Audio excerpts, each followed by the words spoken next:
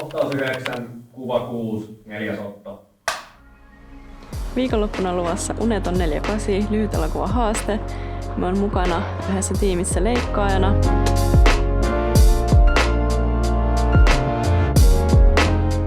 Mä oon ollut tässä kisassa 3 vuonna aiemmin mukana. Meillä nyt on uusi tiimi, niin jännää nähdä miten kaikki toimii.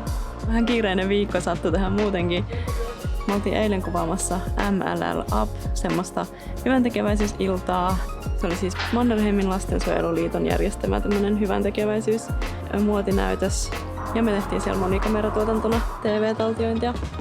Ja tänään on siis perjantai, jolloin Uneton alkaa, mutta me on vielä menossa kuvaamaan Aftermovie Petterin kanssa yhteen tapahtumaan, joten se on vielä edessä ennen kuin päästään unettomaan. Tässä Uneton kisassa on siis se idea, että me tehdään viikonlopun aikana 48 tunnissa lyhyt elokuva. Aiheet ja teemat tässä kisassa saadaan siis vasta perjantaina. Ja sit sunnuntaina pitäisi palauttaa valmis leffa. Joo, me emme leikkaajaksi, niin mun ei tarvitse olla ihan tässä alkuesituotantovaiheessa välttämättä mukana. Toki se olisi hyvä, mutta nyt ei pysty, kun pitää mennä työkeikalle. Mutta joo, sellaista siis luvassa. Let's go! Aftermovie kuvattu. Kello on kohta 12. Mulla on jotain 14 000 askelta tänään. Uneton on jo alkanut, mutta me emme vasta huomenna mukaan, niin ehtii vähän nukkuu kotona. Ja me todennäköisesti editoin seuraavan yön, niin nyt on ihan hyvä aika nukkua. Joo, Uneton, let's go! Itse ihanaa. Sitten tässä leffassa on myös kaikille 2 pakollista elementtiä. Tänä vuonna pakolliset elementit oli jääpalat ja kosketus. Ja sitten vapaaehtoisena elementtinä on se Uneton silmälogo. Näitä tiimejä osallistuu usein tähän kisaan jotain yli 100. Osa tiimeistä saa niinku saman teeman ja osa saa eri. Ja meidän tiimi sai teeman ladattu. Ja sitten siitä lähdettiin tekemään sitten leffaa. Meillä oli sellainen yli 10 hengen porukka. Olisiko meitä yhteensä ollut 14, ketä osallistui tähän. 11 meitä oli siellä itse kuvauspäivänä paikalla ja sitten oli muutama tyyppi, ketkä teki jälkituotantoa, jotka ei ollut paikalla. Vähän ennen kuvauksia luin tiimin kirjoittamaa kässäriä läpi ja sitten, että mulla olisi jonkunlainen käsitys, että mitä me tehdään. Niin oli kiva olla mukana kuvauksissa, kun näki vähän mitä me tehdään. Ja muutenkin on ihan parasta tehdä porukalla ja olla siellä setissä ja tehdä yhdessä. Ja mä niin jotenkin rakastan sitä, kun kaikilla on se oma tontti, mitä kaikki tekee. Että yksi tekee valaisua, yksi tekee äänittää ja sitten on kuvaaja ja ohjaaja, näyttelijät ja käsikirjoittajat ja apulaisohjaajat ja niin kuin tuotannon henkilöt ja kaikilla on se oma rooli. Ja kaikki jotenkin rullaa ja pyörii silleen sulavasti, kun meitä on paljon, kun tosi paljon yrittää ne tekee niin kuin yksin juttuja, että me menen kuvauksiin, me äänitän ja kuvaan ja valasen ja editoin ja ohjaan ja teen kaikkea. Meillä oli ihan tosi kiva tiimi. Me tunsin vaan ehkä 3 tai 4 tyyppiä etukäteen. Ja oli kiva jotenkin tutustua uusiin tyyppeihin.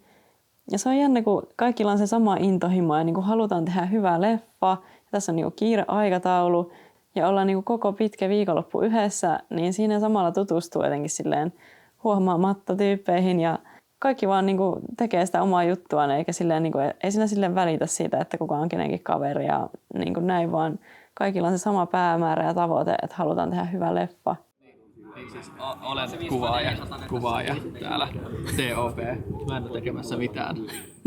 Eli tää oli mun 4. Uneton, mutta mä oon aikaisemmin ollut eri tiimeissä, niin nyt olin uudessa tiimissä mukana. Toki aina uuden tiimin ja uusien tyyppien kanssa on erilaiset toimintatavat ja jutut, että periaatteessa samanlainen prosessi, mutta asiat voi silleen hoitaa niin eri tavoin. Niin sitten se on aina vähän myös opettelua silleen ihmisten kanssa, että miten me työskennellään ja miten me työskennellään yhdessä. Vaikka mä olin leikkaajana, niin musta oli ihana olla mukana siellä kuvauksissa. Mä kuvasin jonkin verran kuvauksista behind the scenes -matskuja. Sitten samalla myös dittasin materiaaleja. Eli siirsin siis materiaalia muistikorteilta koneelle ja edittiin ja synkkasin sitten niitä. Me oltiin vähän myöhässä siitä suunnitelusta aikataulusta, niin meidän kuvaukset kesti jonnekin 1 tai 2 yöllä. Täällä ollaan Uneton editti-kopissa. Kello on 3.33. Sain loput matskut tuossa pari tuntia sitten. Ja mä oon nyt synkannut kaikki audiot ja klipit ja etsinyt parhaat otot timelinelle. Nyt vasta alkaa sitten kunnolla editti. Osa kohtauksista oli kuvattu monikamerana, eli 2 kameraa. yhtä aikaa kuvasi samaa kohtausta, joten sain aika nopeasti sitten niistä leikattua ne kohtaukset kasaan. Kello on 5.33 ja raakaleikkaus on valmis. Hetkeksi nukkumaan ja sitten jatkuu. Oli tosi vaikea jotenkin nukahtaa, kun oli ollut niin täys päivä ja ajatuksissa vaan pyöri se niin kuin leikkaaminen ja mun pitäisi olla leikkaamassa ja jotain tekemässä, niin oli vaikea nukahtaa.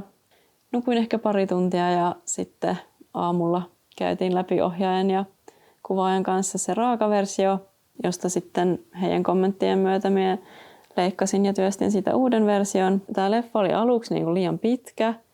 Se maksimipituus on tuossa kisassa 5 minuuttia ja meillä oli yli 6 minuutin leffa. Siellä oli onneksi leikkausvaraa, että oli pari hidastempoista kohtausta, mitä pystyin nopeuttaa vähän leikkaamalla. Niin me saatiin tämä leffa alle 5 minuuttiin. Lopullinen pituus oli 4.55, eli hyvin ehti alle 5 minuutissa. Mutta sitten kun oltiin saatu se lopullinen versio kasaan, niin sitten toi versio lähti väriedittiin värimäärittelijälle ja sitten ääniedittiin äänisuunnittelijalle. Ihan viimeisiä säätöjä meillä oli, kun laitettiin vielä tunti ennen palautusta jotain uusia VFX-efektejä timelinelle ja sitten ne piti vielä värimääritellä erikseen ja uudelleen tehdä se prosessi. Sitten lopuksi vielä kaikki tekstiplansseja ja lopputekstit sinne leffaan mukaan. Meni aika tiukille. Me tyyliin eksportattiin valmis leffa vartti ennen deadlinea. 91, 92, 94, 95, 97, 100%!